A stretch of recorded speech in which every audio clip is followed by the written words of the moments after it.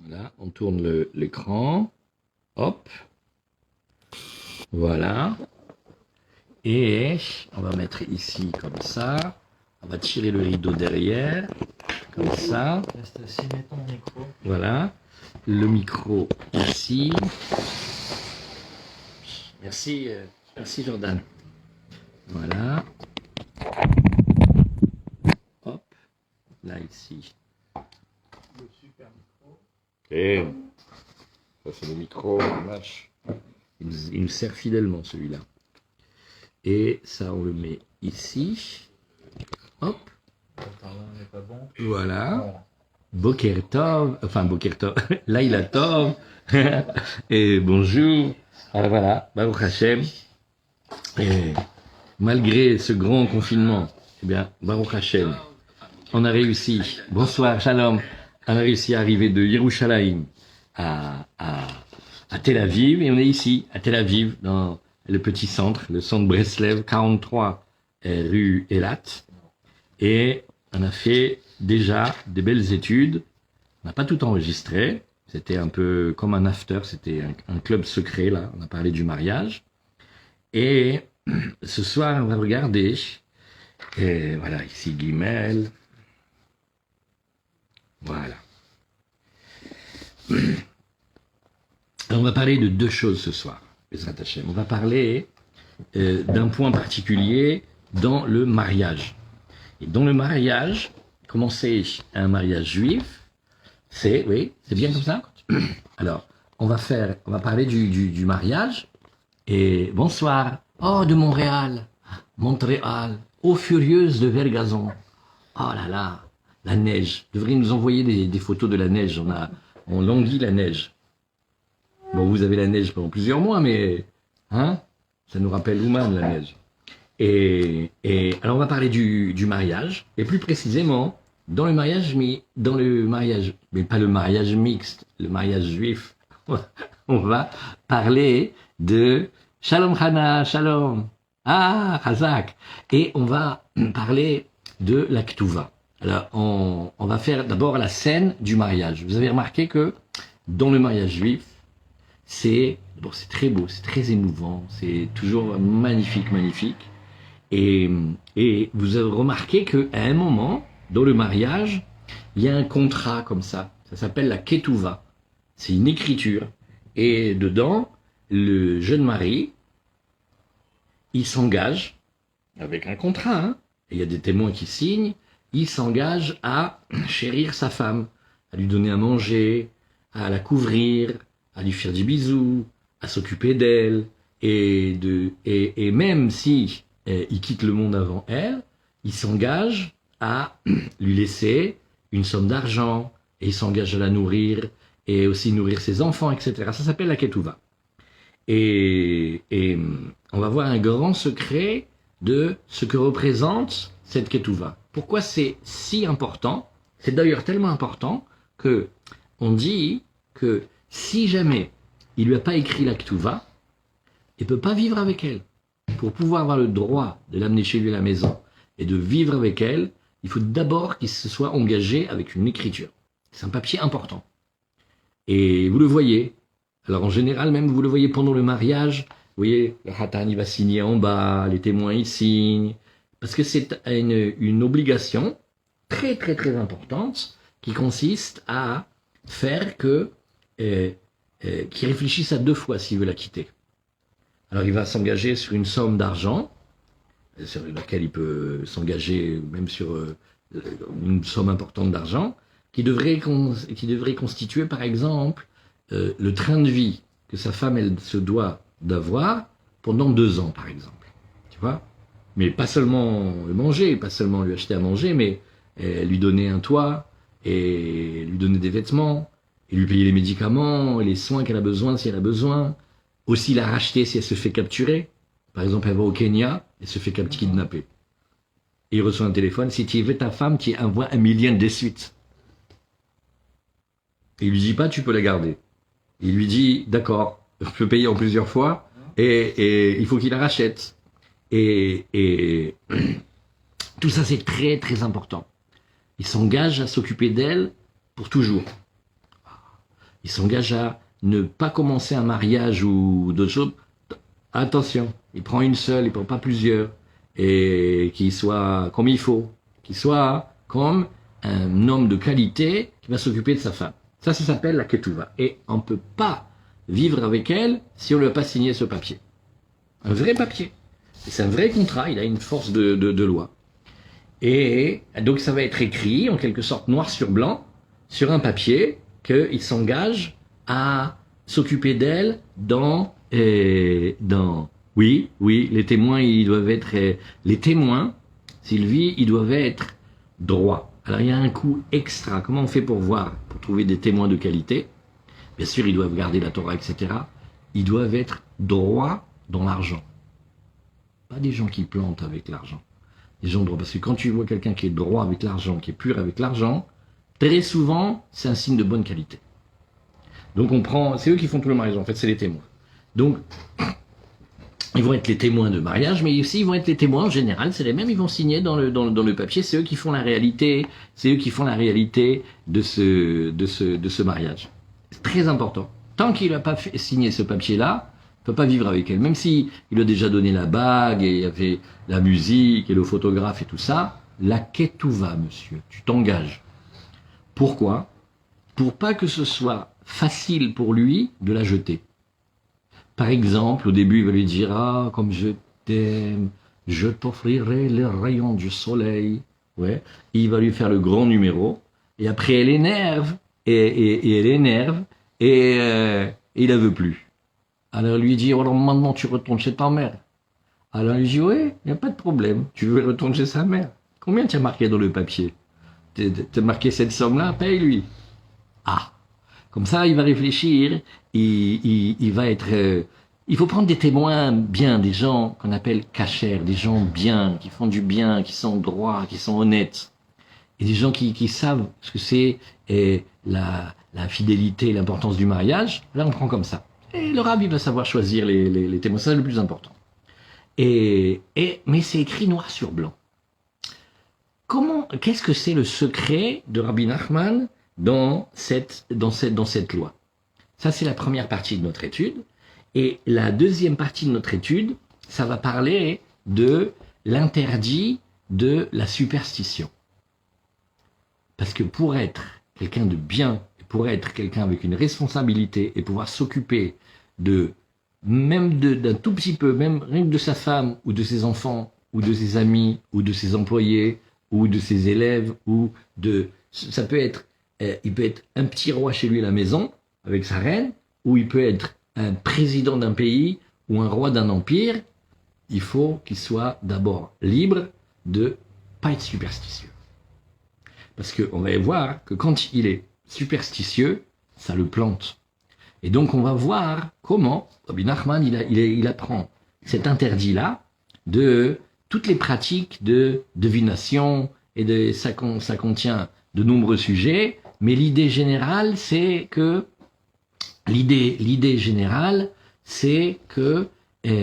il faut libérer notre esprit et notre cœur de toutes les fausses croyances. Alors, vous voulez commencer par quoi? Par la ketouva ou par l'interdit de la superstition? Qu'est-ce que vous préférez? C'est vous qui décidez, vous dites. Qu'est-ce qu'ils disent sur Facebook? Qu'est-ce qu'ils disent? Ah oui, dites-moi, vous dites. Alors, vous voulez on va parler des deux. Mais vous me dites, par quoi vous avez envie qu'on commence? C'est vous qui choisissez, voilà, je vous écoute. Vous me dites. En attendant, on attend, on discute, nous on papote entre nous. Hein. Ouais, lance la Notre dos, tu veux me donner un petit peu à boire aussi? Je te sers ça tout de suite. Ah voilà, vous dites. Qu'est-ce qui vous plaît?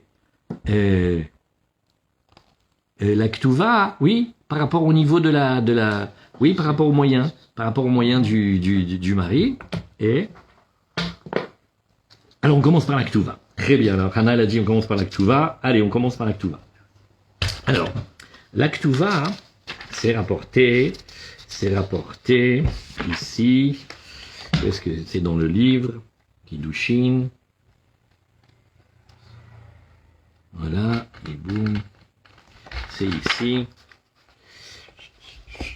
On va chercher ici dans la table de matière. Ketouva. Touche mes têtes. On regarde ici. Voilà.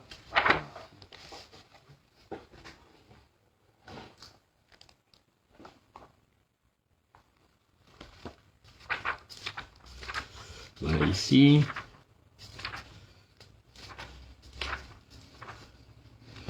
Voilà.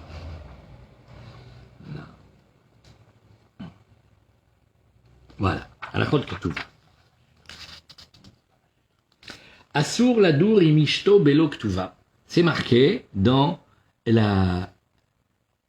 Non, après il s'arrange. Sylvie, on regarde qu'il soit quelqu'un digne de confiance.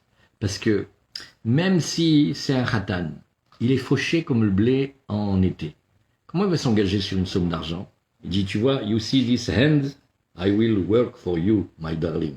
Ces mains-là, elles sont faites pour travailler. Donc il s'engage à être là quand elle a besoin.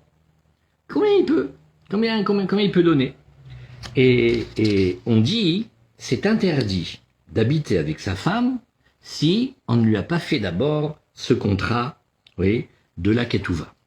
Et alors, nous allons regarder ici, c'est ce qu'ils veulent regarder, c'est dans les halachot de ketouva de Rabbi Nathan, et c'est la deuxième halacha. Et d'abord, on va réfléchir à un long sujet. On va voir que, en fait, dans le monde, toute chose qui existe dans le monde, toute création, oui, je m'appelle Menachem Richard Sakoun, voilà. Et alors, dans chaque chose, il y a un but. Maintenant, chaque chose que Dieu il a créée, c'est-à-dire toute la création, des plus hauts des mondes jusque chez nous, toutes les situations, tous les êtres, tous les détails de la vie, dedans, il y a un but. Dieu il les a créés et il y a une finalité, il y a un but. Et dans chaque but, il y a encore un but. Alors, qu'est-ce qu'on a comme exemple? On va voir ici par exemple que lorsque quelqu'un va vouloir, shalom, quand quelqu'un va vouloir construire une maison, il a un but. Qu'est-ce qu'il veut avec cette maison? Il veut pouvoir y habiter, il veut pouvoir trouver son havre de paix, son repos. Mais il y a un but là-bas. Pourquoi il veut ces forces-là? Pourquoi il veut se régénérer? Pourquoi il veut être posé dans sa maison? Parce qu'il veut avoir des forces pour faire ce qui est important dans la vie.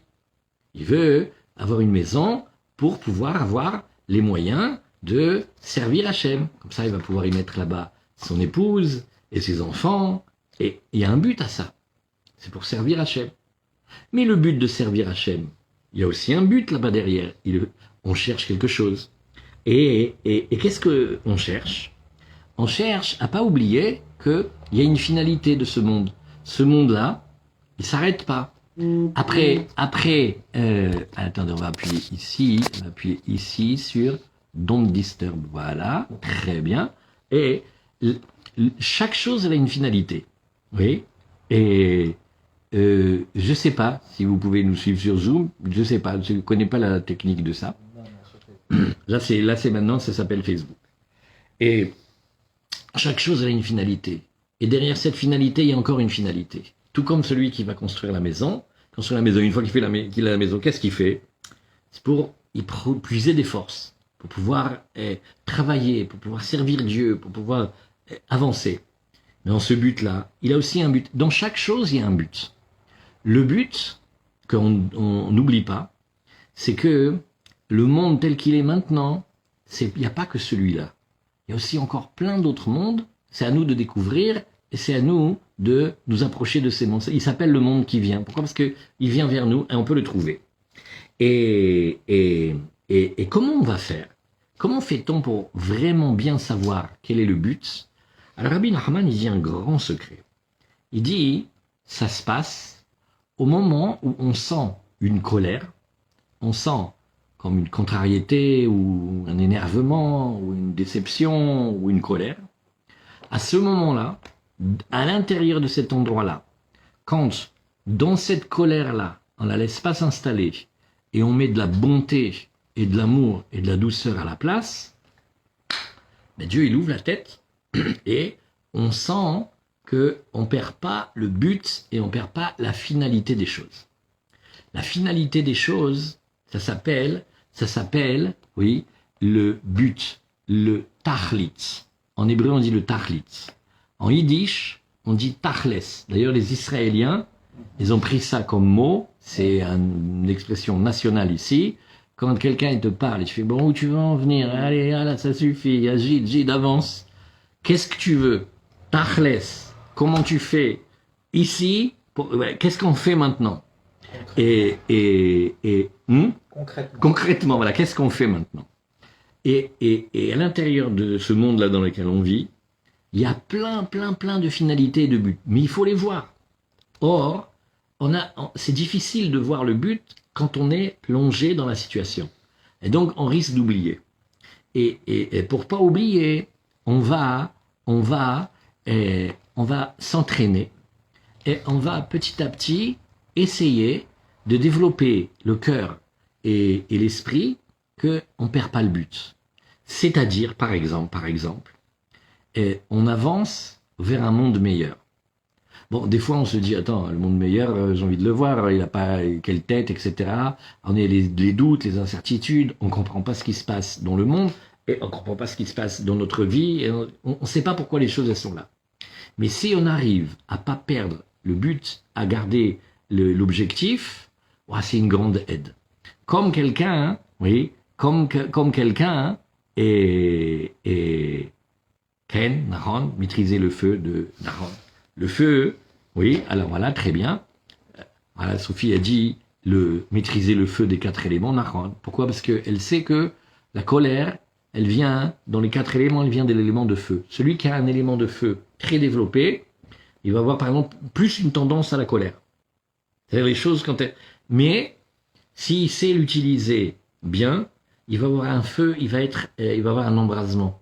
Il va être capable de beaucoup aimer, de beaucoup faire de choses, de beaucoup créer des choses.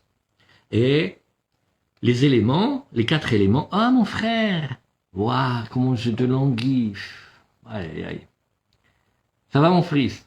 Quel kiff de te voir. Au moins il y a le mardi soir, hein. Razak, fait plaisir le petit cœur. Et mon petit frère s'appelle Pascal. Et on va essayer de pas perdre le but. Waouh, mais c'est dur. Maintenant, ce but, il s'appelle le monde qui vient. C'est que du bonheur. Voilà, c'est un monde, c'est que du bonheur. Ça veut dire, on ne doit pas oublier qu'on va avancer vers un monde qui est un monde incroyable. Mais pendant le moment où on est dans l'incompréhension, où la colère elle peut monter, si on a ce charme-là, cette force de voir cette situation avec bonté, alors, paf! D'abord, une chose qu'il faut savoir, Rabbi Nachman dit que la racine de l'argent qu'on doit recevoir et la racine de l'honneur et de la dignité du kavod, c'est la même racine. Et donc Rabbi Nachman il donne un exercice, vous pouvez l'essayer, ça marche, c'est très très fort. C'est que au même moment où vient la colère, c'est exactement le même moment où Dieu il décide de nous envoyer de l'argent. Maintenant il y a 2 canaux. Soit on choisit le canal de l'argent, et c'est-à-dire de la richesse, soit on choisit le canal de s'énerver. Bon, ça fait du bien de s'énerver sur le moment, mais après c'est pas un bon coup. Et imagine combien tu veux. Tu t'énerves sur combien là? Là, je te promets, je m'énerve sur $1000. Hazak. Ne t'énerve pas. Quand tu bloques le canal de la colère, il y a alors, on peut l'essayer. Pourquoi? Parce que c'est un truc qui parle. Ça veut dire, c'est intéressant. Ça veut dire, tu te mets pas en colère. Tu gagnes 2 choses. D'abord, les canaux de la bénédiction de la subsistance, ils arrivent. Et tu gagnes un regard que ça t'aide à pas perdre le but. Parce que c'est dur de pas perdre le but, parce que en plein, tu vois, tu décides quelque chose, et combien de gens ils se sont mis dans des projets. Au début, le projet avait plein d'idées géniales, et puis au milieu, ils se sont perdus. Parce que c'est dur, faut garder le cap, comme un gouvernail que tu sais où tu vas. D'accord, mais quand il fait nuit et qu'il n'y a pas d'étoiles et qu'il y a la tempête et qu'il y a les pirates, tu fais comment? Tu perds pas le but. Tu essayes, toujours tu réajustes. Tu réajustes et tu essayes de pas perdre le but. Ce but-là, il est d'essayer de connaître Hachem, de retrouver Hachem dans toutes les circonstances. Parce que chaque chose que tu vois, dedans il y a un but caché. Mais comment on fait pour le voir? Voilà, c'est le monde il est à l'envers et on n'arrive pas à repérer. Alors on prie, on parle avec Hachem et on dit, regarde, là c'est un grand brouillard, je comprends rien du tout. Il y a que toi qui peux m'aider. Tu peux pas m'ouvrir les yeux, tu peux pas tu peux pas me donner un conseil, tu peux pas je veux pas être tout seul, je veux pas, je veux pas je veux pas rater. Je veux pas perdre ni mon but, ni mon âme. Je veux la garder belle, comme ma chérie. Je veux qu'elle soit toujours bien, qu'elle soit comme il faut. Alors comment je fais faire? Alors ce pas perdre le but là ici, il s'appelle le tachlit. Ça s'appelle la finalité de chaque chose. Et quand on a cette belle mitzvah qui s'appelle les tzitzit, quand on a un vêtement avec 4 coins, on met des petites franges, les fils, les tzitzit. Alors, quand on est du temps où on arrive à trouver cette couleur bleue, ça s'appelle le techelet, on le met dans les fils et ça nous rappelle tout le temps. C'est les hommes qui ont cette mitzvah, plus que les femmes, parce que les femmes, elles savent déjà le but. Elles n'ont pas besoin d'avoir un pense-bête pour savoir qu'est-ce que c'est le but. Comme ça, Dieu il a créé la femme, elle voit plus la finalité des choses. C'est très facile à expliquer. Si un homme il voit une femme, il dit oh là là, elle est jolie, elle est blonde, oh là là, elle est belle. Ouais. Maintenant, elle le voit, il est mignon, mais est-ce qu'il va être là pour garder les enfants? Ouais. Comme est-ce qu'il va être là pour assurer? Est-ce qu'il va, dès qu'il va, ça va être difficulté, est-ce qu'il va se sauver ou est-ce qu'il va rester là? Est-ce qu'il va être là pour moi tout le temps? Elle, un sourire pour elle, c'est 9 mois de grossesse, 24 mois d'allaitement, s'occuper des enfants. Elle a le but, c'est plus facile pour elle de le voir. Et l'homme, il est plus, ça, il voyage dans sa tête, et donc entre le moment présent et la finalité, il risque plus d'oublier. Alors Dieu il a mis une mitzvah sur les hommes, il a mis les tzitzit. Ah, Hazak. Alors ça s'appelle pas perdre la finalité. Et maintenant, le techelet, cette couleur-là, elle est extraordinaire. En fait, il y avait une tribu dans les Hazak, colère contre les démocrates. Il faut les regarder, il faut voir cette situation-là, elle est rigolote. Il faut voir cette situation. Il faut pas laisser la colère monter, et il faut voir dedans, il y a comme un message de Dieu, il y a comme l'expression d'une volonté divine, et prier que Dieu nous ouvre les yeux, qu'on voit qu'est-ce que nous ça peut nous faire dans notre vie, comment on peut grandir avec ça, comment on peut avancer, qu'est-ce que ça représente. Il y a que si on s'attache aux tzadikim, s'attacher aux tzadikim, parce que eux, comment on les définit? Eux, ils savent et ils voient tout le temps quelle est la finalité dans chaque chose. Donc dans chaque parole, dans chaque situation, dans chaque événement, ils décodent. Et ils ont comme une grille de lecture qui nous échappe à nous. Alors si on s'attache avec eux, si on s'attache à eux, chacun selon son niveau. Rien qui dit moi j'aime les tzadikim. Je sais pas lire, je sais pas lire leurs livres, je sais pas, mais j'essaye de les respecter, j'essaye de les aimer, j'essaye d'écouter leurs conseils, ou si je peux essayer d'étudier leurs paroles. Voilà, ça, c'est une connexion. Et comme eux, ils voient, parce que bien que, en fait, personne ne peut voir vraiment ce but, mais les tzadikim aussi, ils peuvent le voir. Voilà pourquoi il faut s'attacher à nos saints, à nos justes, il faut s'attacher à eux beaucoup.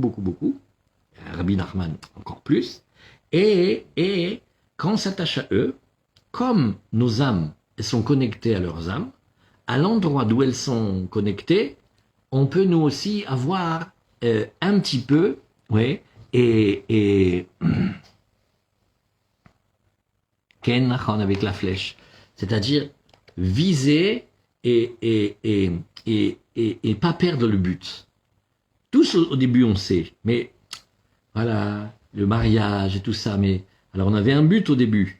Et puis après, on voit, on peut s'égarer, on peut s'oublier, on peut se perdre et la vie nous comme ça, comme si c'était comme une tempête et on voit plus.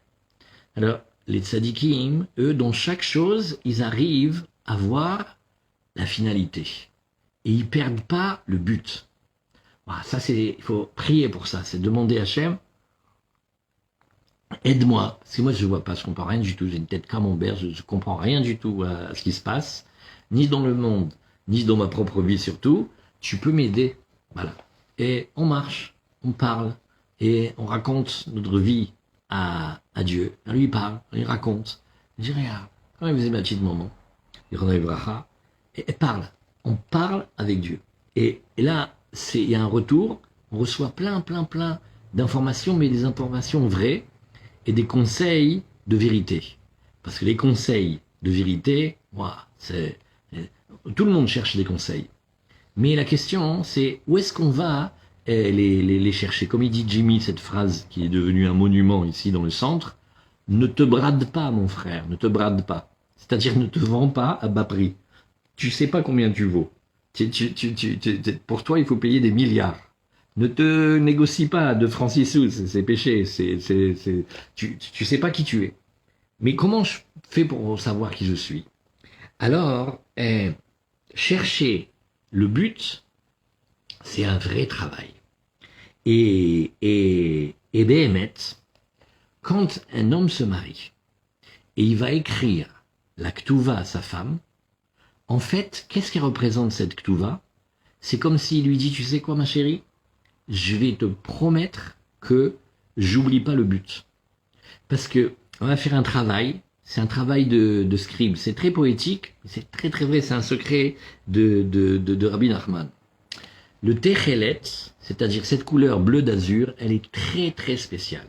C'est très spécial.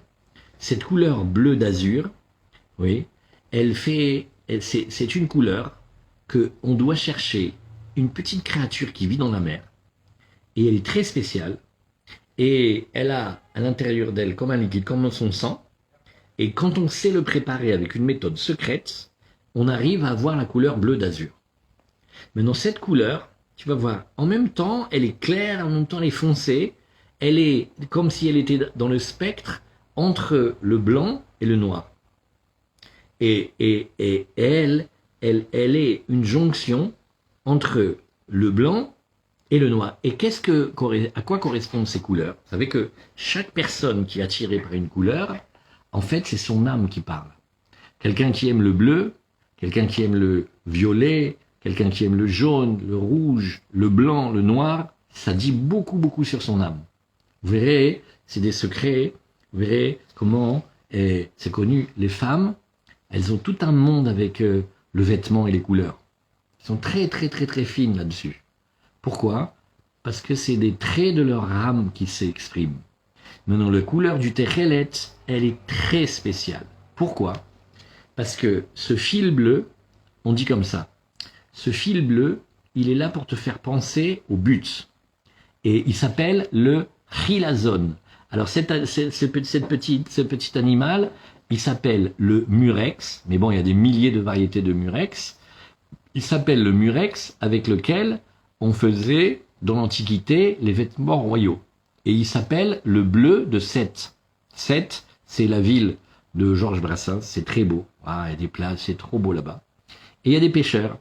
Et ce murex-là, en fait, de lui, on peut fabriquer cette couleur. Sauf que ça fait des siècles et des siècles qu'on a perdu la technique de le faire. Et maintenant, on l'a retrouvé. Alors, les élèves de Rabbi Nachman, ils étaient amis avec un rébé qui s'appelait le rébé de Roudjin, le Roudjin rébé, et lui, il avait retrouvé une espèce. Et il faisait les fils bleus avec ça. Les Breslev, ils mettent ce fil bleu.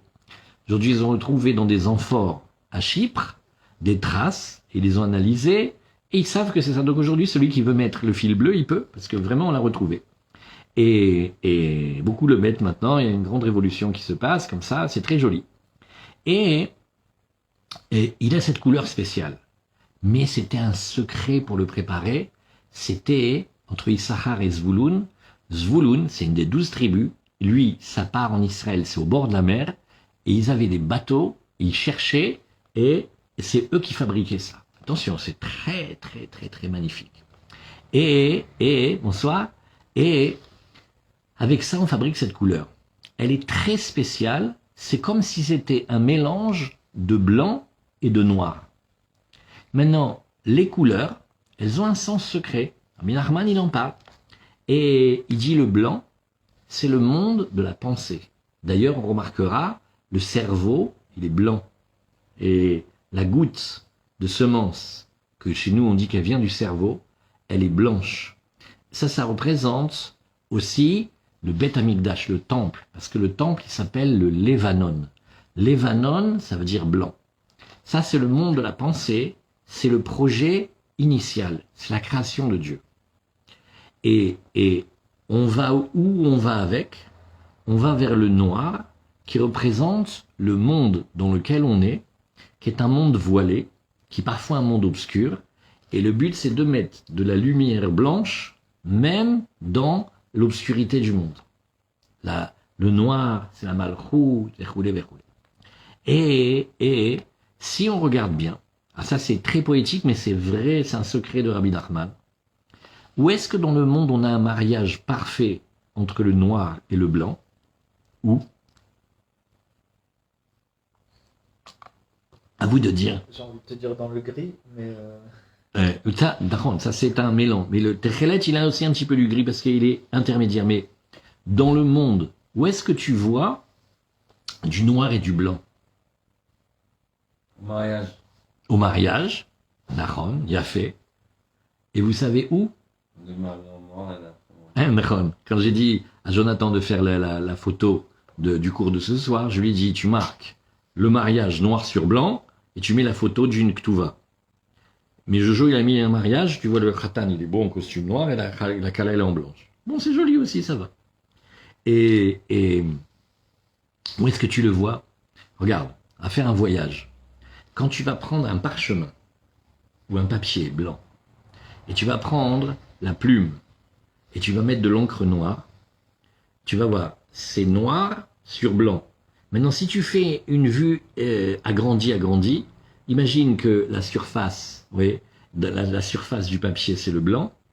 Et à un moment, quand on va déposer l'encre avec le stylo ou la plume ou le roseau, oui, le noir et le blanc, ils vont se marier.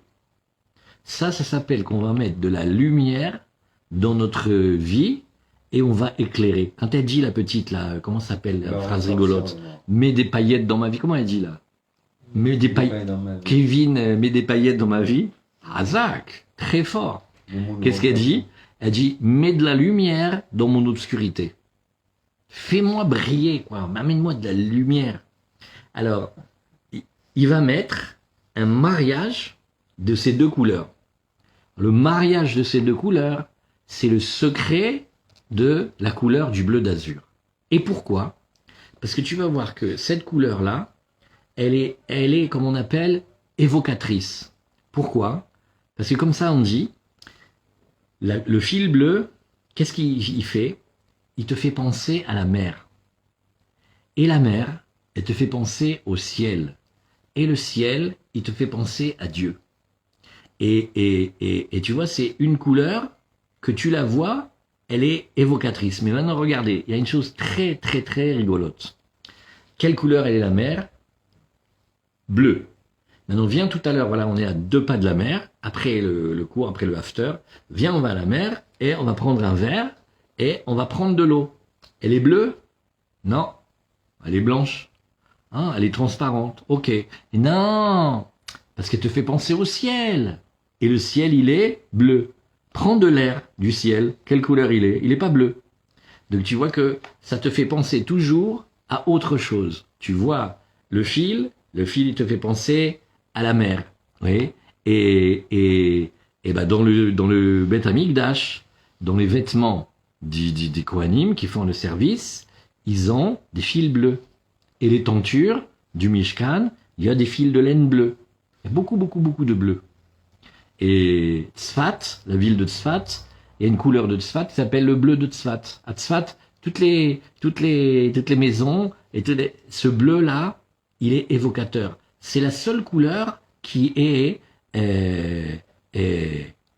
oui. Le ciel bleu. Oui, alors, Hélène, quand le ciel bleu, prends un morceau de ciel, il est pas bleu, il est transparent. Ça veut dire que c'est évocateur. Ça te fait toujours penser un peu plus loin, et un peu plus loin, et un peu plus loin. Ça, c'est comme ça qu'on doit être dans la vie. Maintenant, l'endroit où il y a le mariage du blanc et du noir, c'est quand le mari, le khatan, le fiancé, il va écrire la ktuva dans laquelle il s'engage à être avec elle pour la vie. Eh ben, il va marier le noir et le blanc et il va pas perdre le but. Voilà le secret du mariage et de la ktuva. Voilà pourquoi c'est tellement important et voilà pourquoi cette couleur, elle est magique. Et voilà pourquoi c'était le vêtement des rois.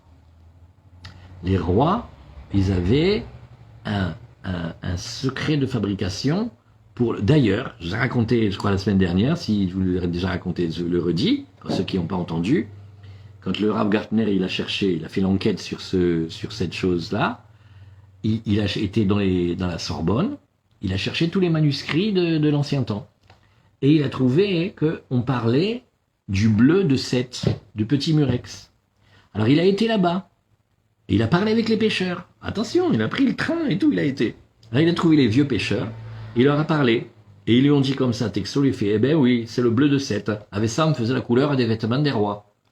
Et alors, il dit, mais maintenant, si je prends le petit murex, là, le petit coquillage, je lui ai fait, ben non, parce que c'était un secret de fabrication. Et il n'y avait que certaines familles qui avaient le droit de le faire pour le roi. Mais après, la tradition s'est perdue. Et donc, riche de cette expérience-là, il a réfléchi, il a vu, et effectivement, cet animal-là, il a un liquide en lui. Si on sait bien le travailler et le mettre en contact avec la lumière du soleil à un moment, il y a une pigmentation qui se fait et on a cette couleur-là. Et c'est la couleur parfaite qui est dans le spectre des lumières entre le blanc le plus pur et le noir. Quand il y a le mariage, voilà. Parce que le mariage, un beau mariage, c'est un mariage où on perd pas le but.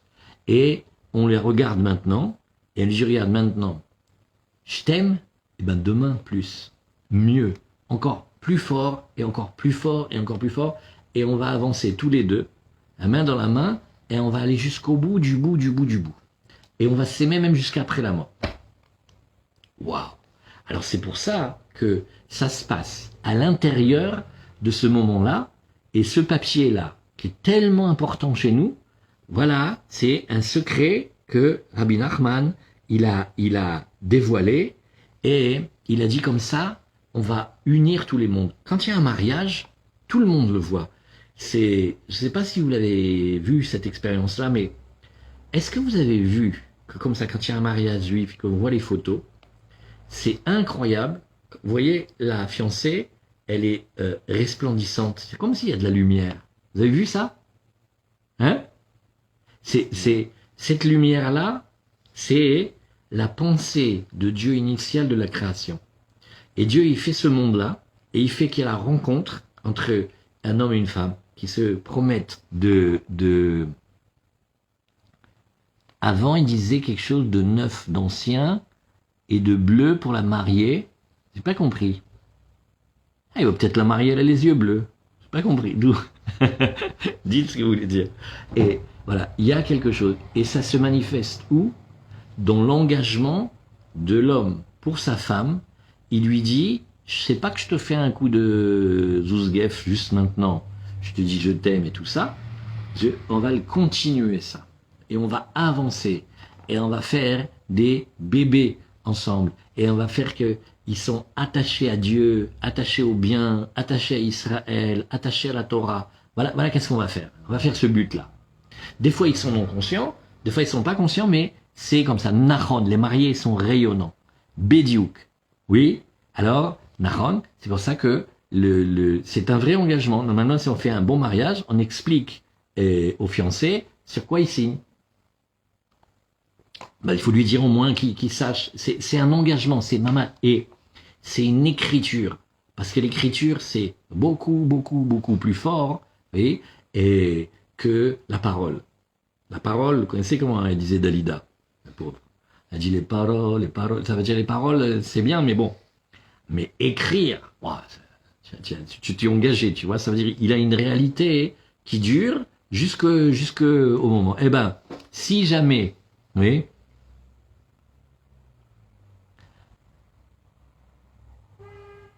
peut-être, oui, peut-être, je sais pas, que la mariée elle est quelque chose de bleu. Ok, d'accord, c'est une couleur très spéciale dans ce qu'on le. entend dans les films. C'est dans les films. Ouais, ce qu'on entend dans les films. Mais je sais pas si c'est pas des traditions chrétiennes. Ah, ça veut dire de. Non, la racine, elle est que. Mais où est-ce qu'il est? Il est que. Il y a la couleur bleue, mais l'écriture, le noir sur le blanc, ça fixe quelque chose. C'est comme si on se disait au moment du mariage, on est ensemble, mais on n'oublie pas qu'il y a un but. On va vers quelque chose. On veut avancer, on veut grandir, et on veut amener vers nous ce monde-là qui vient. Et c'est pour ça que le moment du mariage, il est tellement, tellement impressionnant. C'est très spécial. Hein, Jojo? Hein. Et c'est pour ça que c'est tellement spécial. Vous voyez, tous les peuples, ils se marient. C'est toujours une fête. Chez nous, il y a un truc spécial. Il y a, comme ça, on dit, maintenant, quand c'est le mariage, c'est pas seulement qu'on est là, hein, c'est tous nos ancêtres et les ancêtres de nos ancêtres qui sont là. Des fois, on voit le mariage, voilà, les confinements, les mariages à 10 personnes, 20 personnes. En fait, il faut pas le dire au traiteur, mais on est des millions. Parce que si tu le traiteur, il va te voir te faire casquer. Mais en fait, on est plein. Parce que tous les ancêtres, ils sont là. Pourquoi? Parce qu'on relie le monde depuis le début de la création jusqu'à la fin de la création. Et ça, c'est des lumières qui sont infinies. Et où est-ce que ça se matérialise? Bidiouk, au moment où ils se sont allumés sur la couleur bleue. Il y en a dit tradition marocaine. Et les Marocains, ils sont pleins de traditions. Un Marocain, il naît, le jour de sa naissance, il a 1 million de traditions déjà. Vous savez comment on dit au Maroc? Comment on fait? Les étapes, quand le mari veut se marier, le fiancé. D'abord, oui, il doit faire la présentation. Les familles, ils se présentent. Après, il doit demander la main de la fiancée, ça s'appelle la demandation. Et après, il y a le aîné, il y a les fiançailles et il y a le mariage. C'est nahon. Mais parce que chaque petit détail, il a plein de sens cachés. Et c'est ça. Et on n'oublie pas que mamache, on fait régner Dieu sur terre à ce moment-là. Il n'y a pas une joie dans le ciel comme le moment du mariage. C'est pour ça qu'on dit que le khatan et la kala, ils ressemblent à un roi. Le khatan, il ressemble à un roi, de king. Ravolbeu, il dit dans ce petit livre-là, il dit dans ce petit livre-là magnifique, il dit que, les amis, doucement, hein, bon, alors voilà, alors elle veut que la mariée, elle est bleue. Alors, tu sais, qu'est-ce qu'elle fait la mariée, d'après vous? Elle va au magasin ophtalmologue et elle fait des lentilles bleues. Voilà. Si vous voulez du bleu. Nahon, sûrement il y a quelque chose, je vais chercher et... Ah, c'est ça. Ah, je comprends ce que vous voulez dire. Vous voyez, une bonne remarque de Corinne. C'est le coup d'un objet vieux et de quelque chose de neuf. C'est aussi très très vrai. C'est que elle porte avec elle la trace des anciens. Donc elle a quelque chose qui le rattache à sa grand-mère, la bague de sa grand-mère, le bracelet, ce que tu veux. Et aussi quelque chose de neuf. Parce que l'ancien et le neuf, c'est la même idée que le blanc et le noir. C'est de là d'où on vient et de là où on va. Nahon, alors d'ici c'est ça, c'est très joli. Ouais. Et Ken le rouge. Nahon, pourquoi? Parce qu'en fait, dans le mariage, il y a toutes les couleurs. Le rouge, il est une protection. Il est que, comme ça, on est protégé. On est protégé du regard pas joli que quelqu'un il pourrait porter. Alors ça le protège. Toutes les couleurs, ouais, toutes les couleurs, elles sont là. Mais là, nous, ce qu'on apprend ce soir, c'est ce mariage Péléplaïm de l'écrivain, que tu vas écrire quelque chose, du noir sur du blanc. Ça, ce mariage-là, c'est que tu maries la pensée de Dieu de la création. Et attention, Dieu, il a déjà prévu, oui, et comment tu vas te marier, et à quelle heure précise, et où, et comment. Et le soir de la rencontre, quand ils se font des bisous, il y a déjà dans leur âme, dans ce câlin-là, il y a déjà marqué tous les enfants qu'ils auront. Vous vous rendez compte? Il rentre à la maison, il il lui fait un bisou, et hop, dedans, dans ce bisou-là, il y a marqué tous les bébés qu'ils auront. C'est rigolo, hein? C'est-à-dire, s'ils ont 10 enfants ou plus, c'était déjà marqué. Parce que Béhémet, la pensée initiale et la finalité, elles se retrouvent. Et nous, on ne doit pas oublier le but. Et c'est ça, on doit prier toute la journée pour pas perdre le nord, pas perdre le but, pas perdre la beauté et l'amour qu'on voulait, etc. Maintenant, la vie, elle tourne, et on risque d'oublier. Alors, qu'est-ce qu'on fait? On s'attache à ceux qui ont, et on s'attache à ceux qui savent. Parce que les tzadikim, qu'est-ce qu'ils font? Les tzadikim qu'on aime, et les Baba Saleh, tous les Rachamim, et comme il dit Rabbi Nachman, nous, on doit aimer tous les tzadikim. Et on doit aimer tous les livres, et on doit lire tous les livres, c'est notre culture. Et parce que chacun, il a une lumière, et dans sa lumière, il sait qu'est-ce que c'est la finalité. Et il y a des milliards de situations d'événements dans la vie, et on essaye d'y trouver à l'intérieur, chacun, la finalité, et pas l'oublier. Ça, Ken Bidiouk, le mariage des lettres sur la Ketouva, l'harmonie du noir et du blanc. Ah, les poétiques, c'est bien. Où est-ce qu'on trouve du noir et du blanc aussi? Et on rigole maintenant. On fait 2 minutes, on rigole, avant de passer au deuxième sujet. Où est-ce qu'on trouve du noir et du blanc? Ah, ben, mais c'est les grands classiques, nous. Là, on a vu l'écriture. Il y a la musique. Les notes de musique, elles sont écrites noir sur blanc aussi. Et où est-ce qu'on trouve? Regarde un piano. Il y a du noir et du blanc. Aaron, tu le retrouves partout, dans toutes les belles compositions. Tu vois ceux qui aiment la photo. Bon, c'est vrai que c'est beau la photo couleur. Mais les grands photographes, les photos noir et blanc qui te font, c'est gigantesque, c'est extraordinaire, tu vois. Et les dames, Nahon, les notes de musique, voilà, vous voyez, Khazek. Et Bédiouk, il y a le noir, et le noir, il représente ce monde-là. Pourquoi il représente le noir? Parce que dedans, Dieu, il se cache. Et donc, chaque situation, si on reprend maintenant le début, une situation de colère, qu'est-ce que c'est? Et on dit il était dans une colère noire. Ou alors on dit de quelqu'un il était d'une humeur noire. Il y a 4 sortes de sécrétions dans les billes. Il y a celle qui est 4 couleurs. Et il y a celle noire, c'est-à-dire il va s'énerver, il est mchon. Il met chinaf ma'anaf complet. Ça, c'est parce que sa vie là maintenant, il la voit noire. Maintenant, si tu mets du blanc dedans et de la lumière, et que tu oublies pas le but, ça s'appelle le techelet, le fil bleu d'azur, voilà, tu essayes de le mettre dans ta vie. Ça, et vous voyez que ça se retrouve partout dans le monde. Et c'est les ombres et les lumières, c'est comme ça. L'ombre, elle va vers le sombre, ah, voilà, ah, Rita de Miami, Mazal Tov, bientôt on est ensemble en Israël et vous nous faites le couscous royal. Comme ça, d'accord? On fait une grande soirée tous ensemble. On en rêve, hein? On en a des projets. On va aller dans le désert, on va aller au Sinaï, Bezrat Hashem. On a beaucoup de choses à faire, hein. On va le faire, Bezrat Hashem, Miami. Comme ça, on restera toujours à Miami. Et voilà, cette yédidoute, cette tendresse-là, il faut pas l'oublier. Et on a besoin de s'attacher aux tzadikim. Pourquoi on aime nos saints? Pourquoi on les vénère? Pourquoi on a cet amour-là pour eux? Pourquoi on leur allume des bougies? Pourquoi on dit leur nom? Pourquoi on aime avoir leurs livres? Pourquoi on aime écouter leurs conseils et lire leur Torah? Parce que ça nous fait nous rappeler, mais il y a le but, il faut pas que je l'oublie, la purée de la purée, il faut que je l'oublie pas. Voilà, ça c'est la première partie de l'étude. La première partie de l'étude, c'est le secret de la Ketouva, noir et blanc.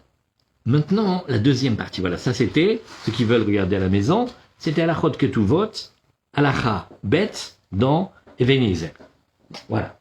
Maintenant, on regarde la deuxième partie. La deuxième partie, c'est cet interdit très spécial que la Torah nous dit, c'est un interdit de la Torah. Et qu'est-ce qu'elle dit ici? Il y a marqué dans la Torah, attention qu'on ne trouve pas chez toi quelqu'un qui fait passer son fils ou sa fille dans le feu. C'était un truc très bizarre. Ça s'appelle Moller. Une idolâtrie, pas une idolâtrie, un truc bizarre. On faisait 2 grandes lignes de feu avec des prêtres comme ça, et qui font beaucoup de musique, et Kailou, on leur fait encore une espèce de baptême de feu, etc. C'est très cruel. Marcher sur les braises. Ouais, des fois ils brûlent les enfants, c'est des sacrifices humains, c'est très très On parle cruel. de qui, là? Ah, c'était une pratique très très connue, hein, C'est qui? chez les peuples. Et quand nous on arrive en Israël, on voit des gens qui font ça, Ah, d'accord. et Dieu il te dit, tu sais pourquoi je te ai montré cela? Comme ça tu les vois, ce qu'ils font tu fais pas pareil. Il y a des versions modernes du passage du feu, mais ça sera une autre étude, c'est les parents qui veulent éduquer les enfants à la dure, et qui les obligent à passer par les difficultés que eux ils ont connues. Il faut faire attention. Ça s'appelle celui-là. Il y a Kosem Ksamim.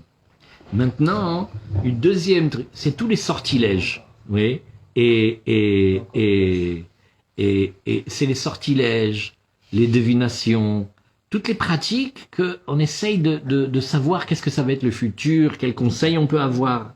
Méonen, oulala, le méonen. Le méonen, c'est quelqu'un qui va faire une sorte de croyance très très forte selon les moments. Maintenant, c'est le bon moment. Maintenant, c'est pas le bon moment. En vieux français, ça s'appelle bonheur, la bonne heure. Cette heure-là, elle est bonne. Et malheur, cette heure-là, elle est mauvaise. Mais maintenant, ça va le rendre un peu starbé. Parce qu'il est capable de passer à côté de beaucoup de choses. Parce qu'il a décidé que c'était pas le moment.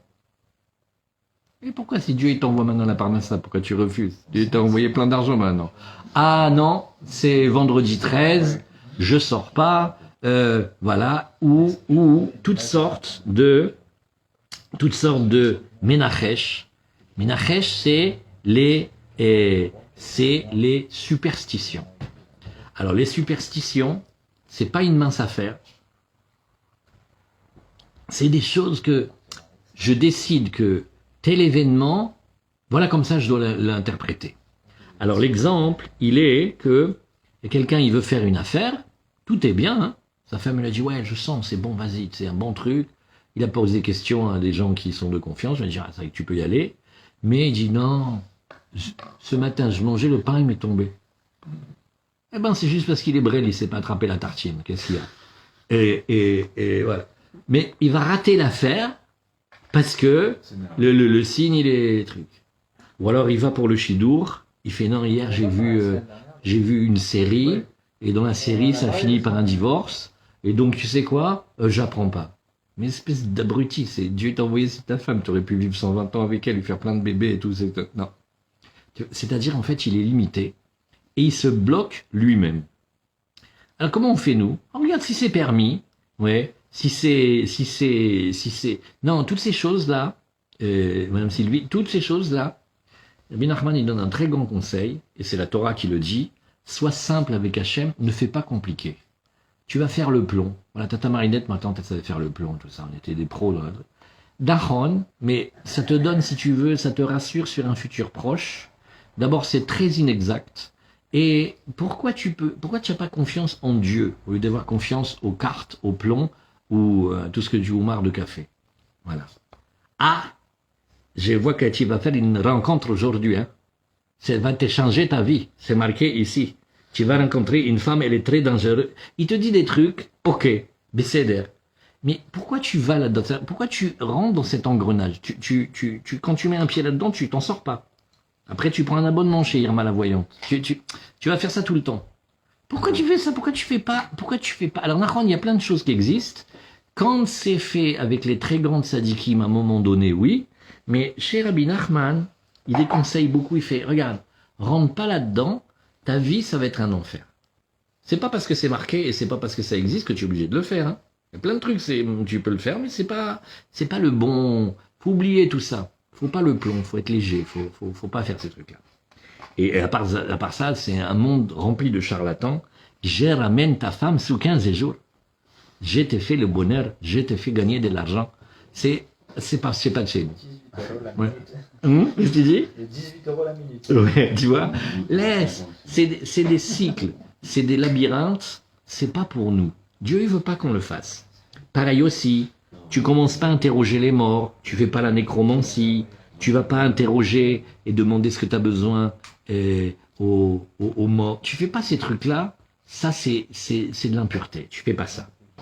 Et alors, et le passage qui continue, il dit, tu sais qu'est-ce que je veux que tu fasses? Tamim tiei machem elokecha. Regarde, sois simple avec Dieu. Fais pas compliqué. Avance, mets un pas devant l'autre. Et comme elle disait ma mère, Léa Shalom, demain il fera jour. Ça va, arrête de te compliquer. Ne fais pas... Pourquoi tu veux rentrer dans des systèmes tellement complexes et compliqués alors que tu peux faire plus simple? Tu peux avancer en confiance. Et qu'est-ce que c'est ici? On va prendre un grand secret.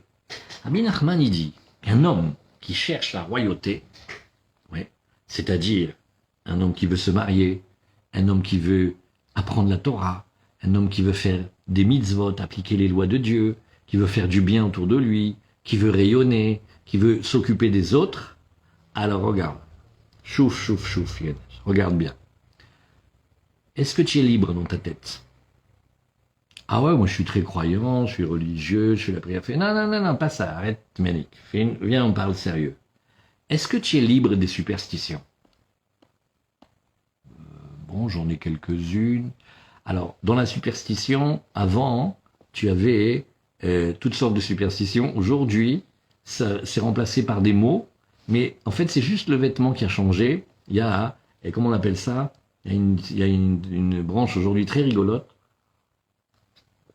Ça s'appelle l'ethnopsychologie. Alors, tu meurs de rire. Selon comment tu vas parler à différentes populations, ils ont des codes, ils ont des systèmes, ils ont des références. Si maintenant tu prends, je sais pas moi, Youssouf, et Youssouf il est en malaise interne, il a des problèmes dans son couple et tout ça, si tu lui dis, oui Youssouf, j'ai étudié votre cas, vous savez que vous souffrez d'un dérèglement du moi intérieur, votre psyché, votre image du père est en latence, il fait, voilà, j'ai rien compris. Alors, si tu lui dis, voilà, Youssouf, le voisin, il t'a fait un saoul, il t'a fait du mrawedj, il t'a jeté un sort, voilà, docteur, vous m'avez compris. En fait, tu dis les mêmes choses. Tu as changé les mots. Maintenant, ils ont des mots plus compliqués, mais en fait, c'est le même truc. Ah, Youssouf, au lieu de penser toute la journée que c'est les autres, regarde-toi. C'est vrai, ça. Toute la journée, il roule à 100 à l'heure, il n'a pas rangé les freins depuis 10 ans. Il fait, wallah, le virage. C'est sûr que le voisin m'a mis le mauvais œil.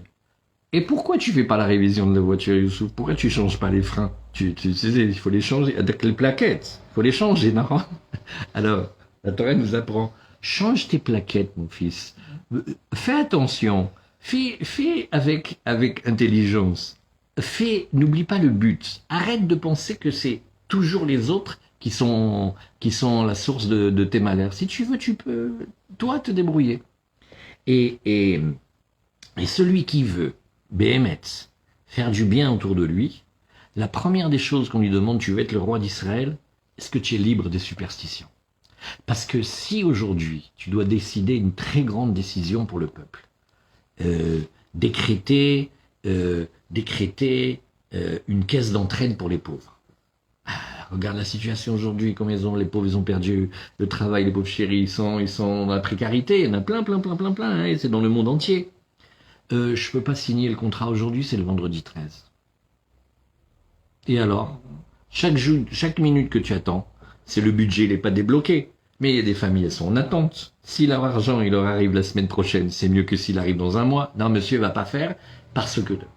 Maintenant, si vous connaissez le monde du showbiz, le monde de l'art, le monde du politique, ils sont remplis de tocs. C'est-à-dire, il faut que ce soit lui qui rentre le premier dans la salle. Il faut que ce soit lui qui touche l'autre en premier. Il faut qu'il rentre du pied droit. Et s'il est rentré du pied gauche, c'est toute la journée qui est naze. Nous, Béhémet.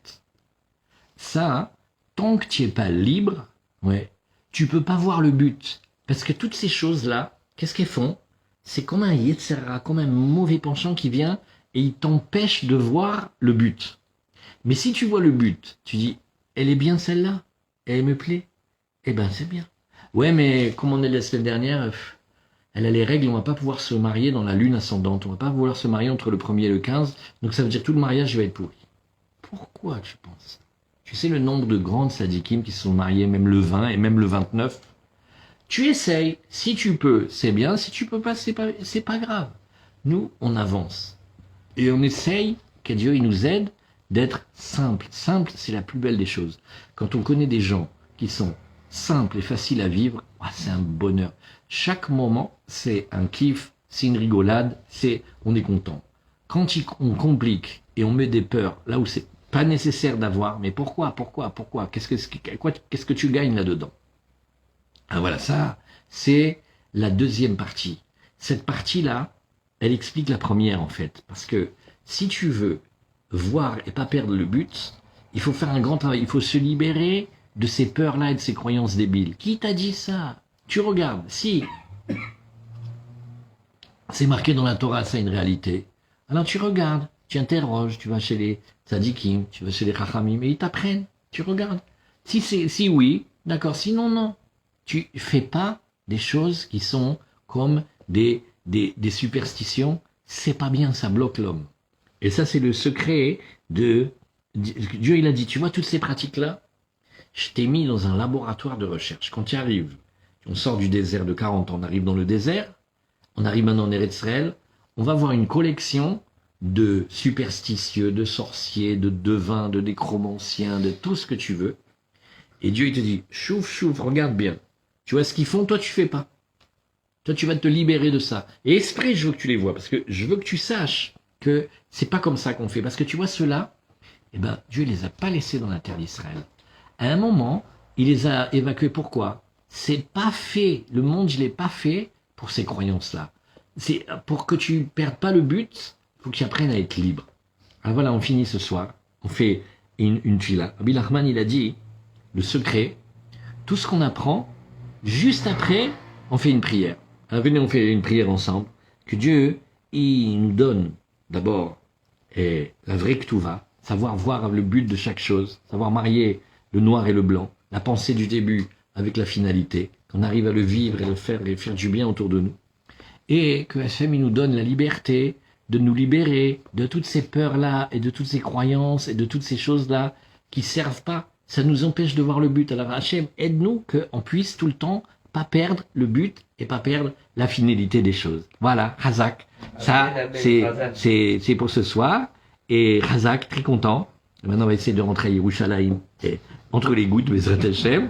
Et que vous ayez une bonne semaine et que Hachem guérisse tous nos malades. On le fait aussi. Il y a, on avait dit, on le fait pour le Elohim Nishmat de Huguet, Paya, Haya, Shira, Bat, Yvonne, Messaouda, qu'elle ait une belle alia de Neshama, et que tous nos malades y guérissent, tous ceux qui sont en bonne santé, qui restent en bonne santé, et que Bezrat Hachem, on revienne à pouvoir se voir tous ensemble sans être obligé d'être limité dans le nombre. Alors à très bientôt. Shalom, shalom. Une bonne soirée. Shalom. À manger, il reste encore, et vous n'avez pas fini de manger. Gilles, tu n'as pas mangé, tu es un petit à petit. Ah, tu as bien mangé? Et toi, tu as bien mangé? Zach. Allez, portez-vous bien. Shalom. On appuie là maintenant, ici. Voilà. Shalom.